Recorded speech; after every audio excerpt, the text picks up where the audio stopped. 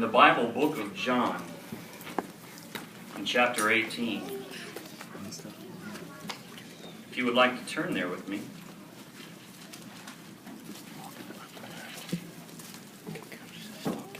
Starting around verse 28, we see that the Jewish religious leaders had led Jesus to the governor's palace. See that Pilate had come out to meet the Jewish religious leaders and to talk to them about why they were there. And he asked them the question, why don't you deal with this under your law, this man Jesus? And they said, it's not lawful for us to kill a man. So you can imagine at this point, perhaps Pilate's a little irritated. He recognizes the politics behind what's going on in front of him. So if you look down at verse 33, if you could kind of picture the governor's palace, it was a large building, quite nice. It had marble steps leading up to it, and it had large rooms, columns in there, an inner courtyard, an area the Jews wouldn't even cross beyond. And Jesus was taken into one of these rooms. Perhaps it had a window overlooking the people that brought him. And it says Pilate entered into the governor's palace again and called Jesus and said to him, "Are you king of the Jews?" Jesus answered, "Is it of your own originality that you say this? Or did others tell you about me?" Pilate answered, "I'm not a Jew, am I? Your own nation and the chief priest delivered you up to me. What did you do?" Jesus answered, "My kingdom is no part of this world.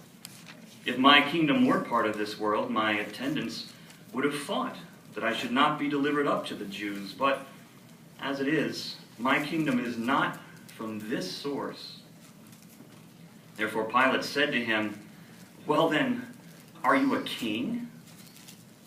Jesus answered, "You yourself are saying that I am a king. For this I have been born, and for this I have come into the world, that I should bear witness to the truth. Everyone that is on the side of the truth listens to my voice."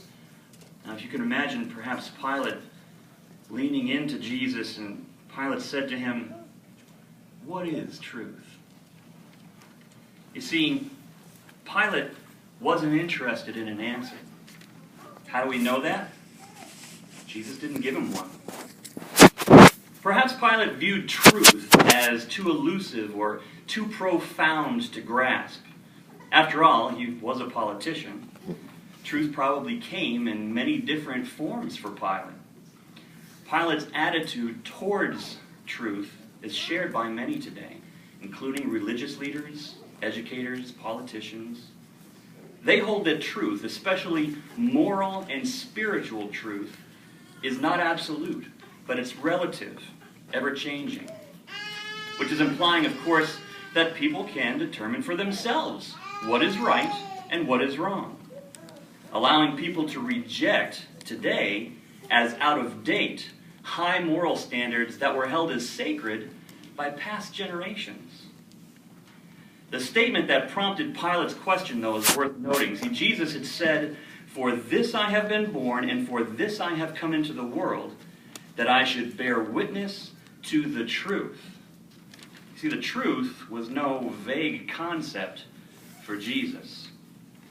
So what is the truth referred to by Jesus, and where can it be found? On one occasion, Jesus said in prayer to his Father, and let's take a look at that in John chapter 17, verse 17. We'll see what he said with regards to truth.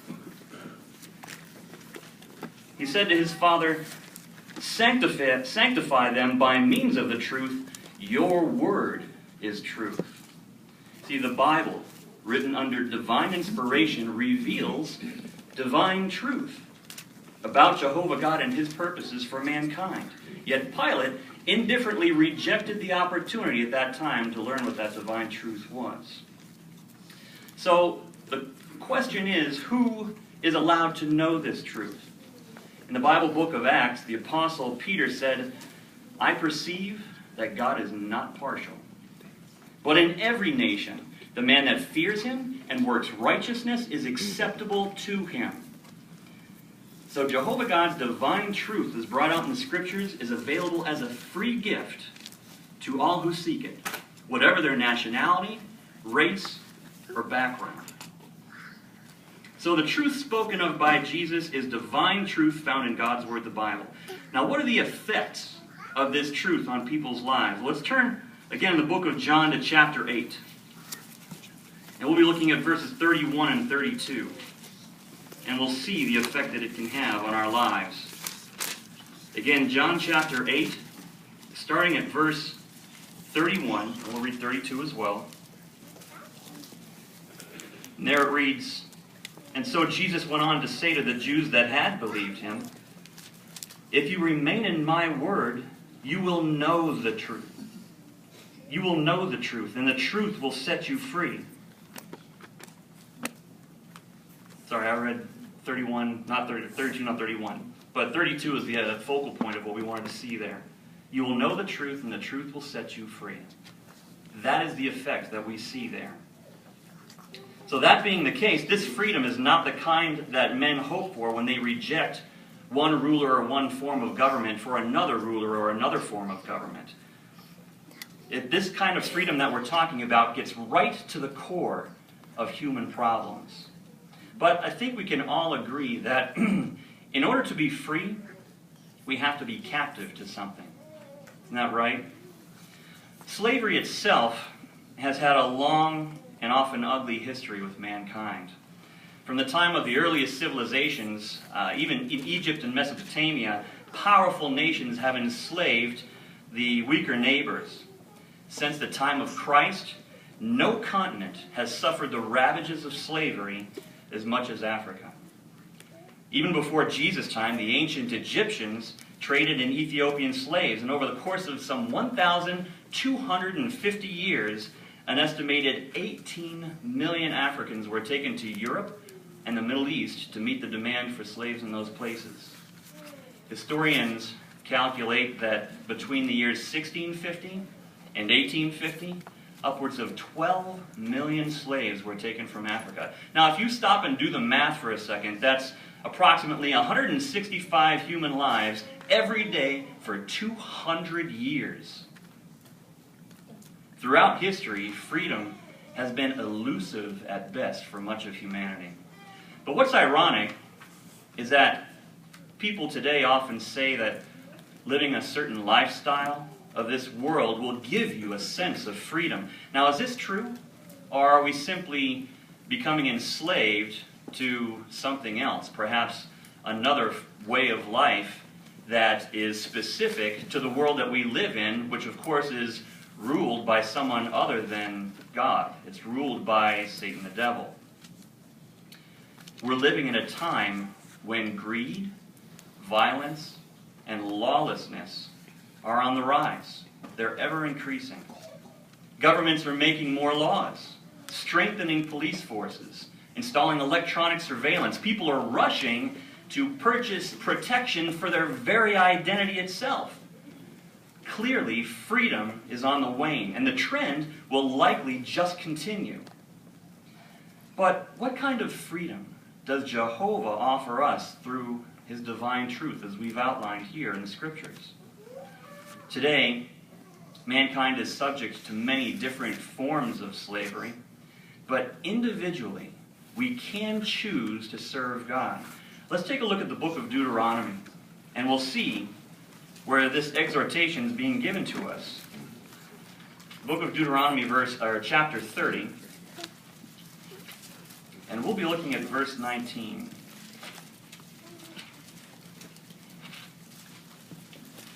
Again, Deuteronomy chapter 30.